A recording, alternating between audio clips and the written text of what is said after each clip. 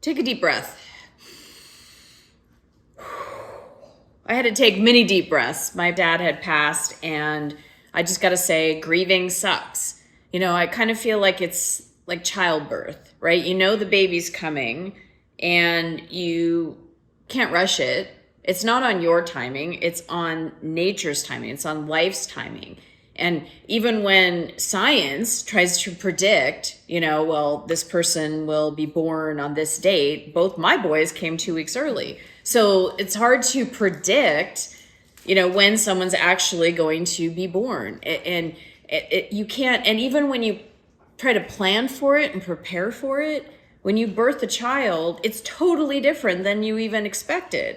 You can't plan for it, just like when someone passes. So my father was 20 days away from being 92 years old. And last night we had the celebration of life, because for me he lived a very long life, and he had a beautiful life. Whether he appreciated it or not, I think he did on some occasions and not on others. He's no longer in physical form, but he's in energetic form. And that's what gives me peace, and that's what helps me grieve. But the grieving process as a human being, it just plain sucks.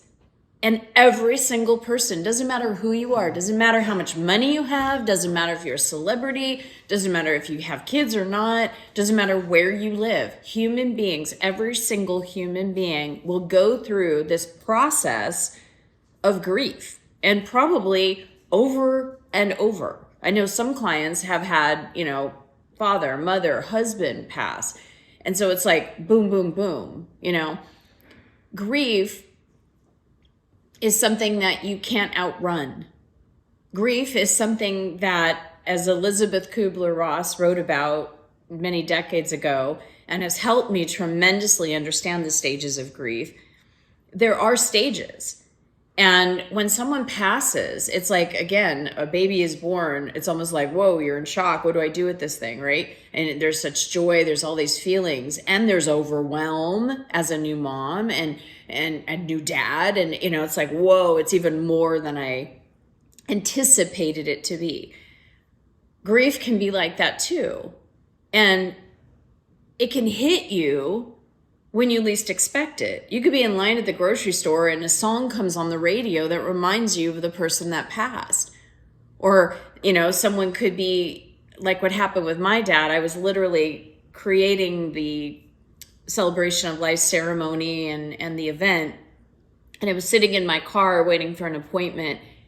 And I was listening to the radio, and REO Speedwagon, which is one of my favorite bands, came on, didn't think anything of it. And I was trying to think of what to write on these cards for my dad. And as soon as I was like, okay, what would I want to write? The radio got louder. I cannot make this up. The radio actually got louder when it said, I believe it's time for me to fly. Time for me to fly. And then I know it'll hurt to say goodbye, but it's time for me to fly. And then the radio turned back down. I was like, and I've had signs from my sister over the years, many different freaky things like that, but it never ceases to amaze me. Because I have been willing to, I took time off of work. There was no place for me to be serving others when I needed to be in a place of grieving. And grief isn't just something that happens, okay, well, now you're done. It's been a week, it's a process. And those 5 stages of loss is you first have that shock, that, oh my gosh. I mean, my dad was in the hospital for an entire month and then went into another facility to rehab and then went into a home. I knew the minute he went into the hospital, he was passing. I knew that he was in that time. This was it. My dad and I were having discussions about what he wanted, what he didn't want.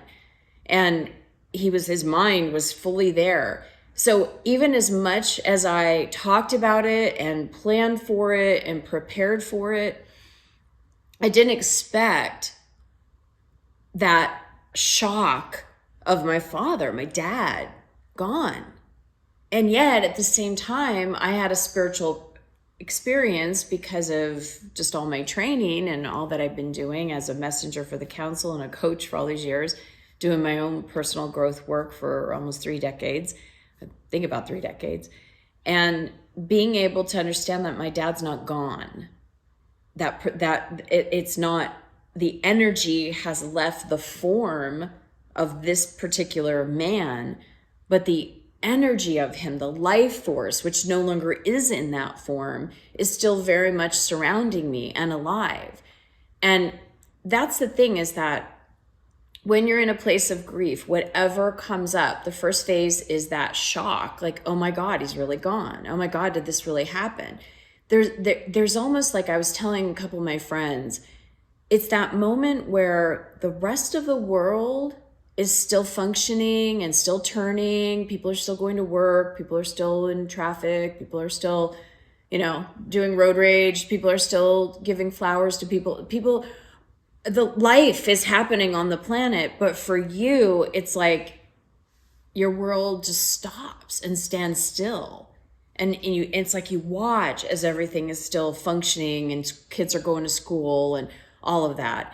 But it's that, oh my God, a life without this person, or a life without, it could be a grieving of not only a passing of a loved one, it could be an animal, it could be a loss of a job, it could be a loss of a marriage, a relationship. So anytime we are grieving, could be a loss of a house that you were wanting to buy.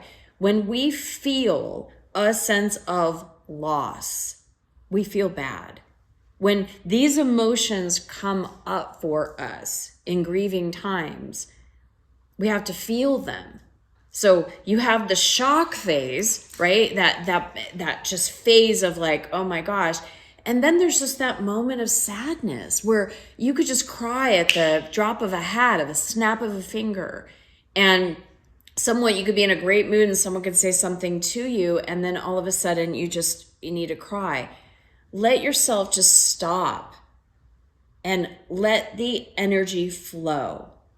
Let yourself just go down into your belly, and wherever you are, if you're at the grocery store, you could just even close your eyes or just keep them open and let yourself feel what you're feeling in your belly.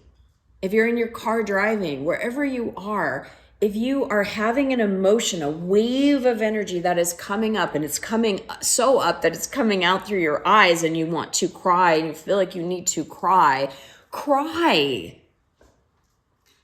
I heard this years ago when I was just learning about metaphysics, and I was hearing about Marianne Williamson, and Marianne said, if you have, and I'm summarizing her, but she said, if you have 10 tears to cry and you only cry 8, there's still 2 tears to cry left.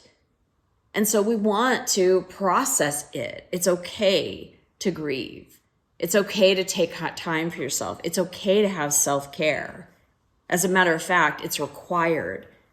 So if you're grieving, it's a moment for you to realize that we'll all go through it.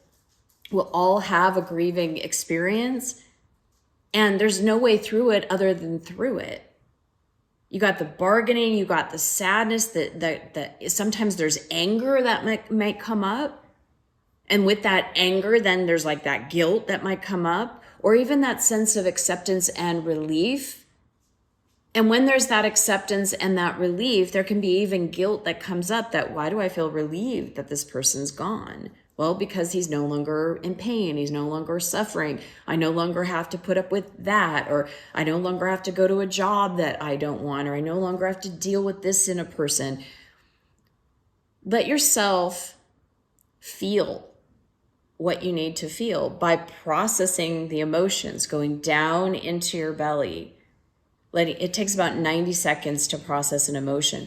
Let it release out. And it doesn't matter where you are. Just let yourself feel what you need to feel, because emotional intelligence is something that we need to talk more about, because emotions are a guidance system. I learned that from Abraham Hicks decades ago, that we don't need to be afraid of our emotions. We need to embrace our emotions, because as we actually embrace them, they support us, and we become more clear and more aligned. But if we suppress them, if we try to run from them, it gets bigger and bigger. And what I do know, from going through a grieving process with my sister when she committed suicide, this was very different. My sister, it was sudden, it was tragic. My dad lived a very full life, almost 20 days away from 92. I mean, it's a celebration of what he created and what he experienced and who he was and all of that.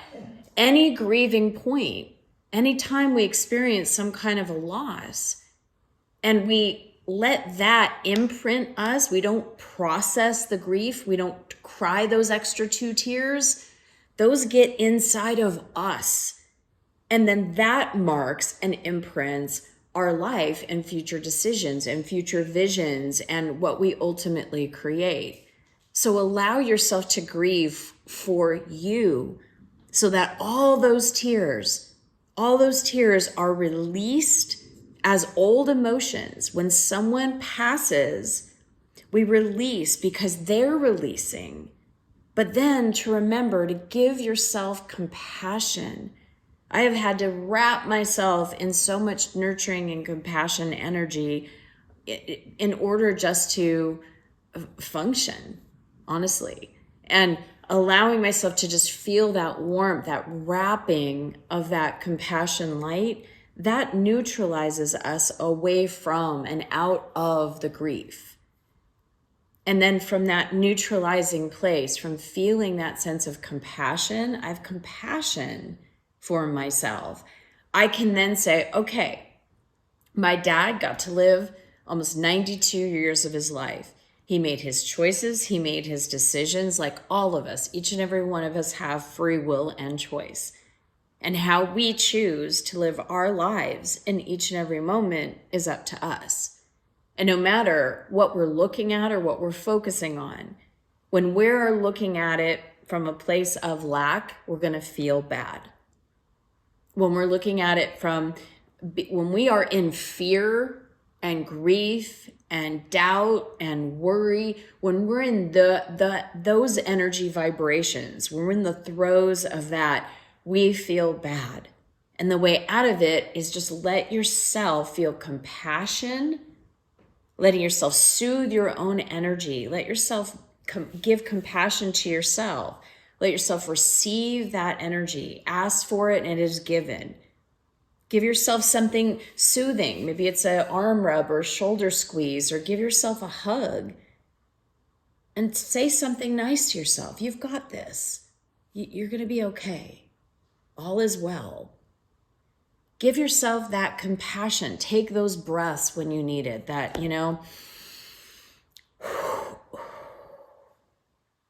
Take another breath. Grieving sucks, and everybody will have to grieve. But we can get through this together by feeling what comes up when we grieve in those processes, and then choosing, okay, I'm here. This is my life. What do I want? What do you want? Why do you want it? And how do you want to feel?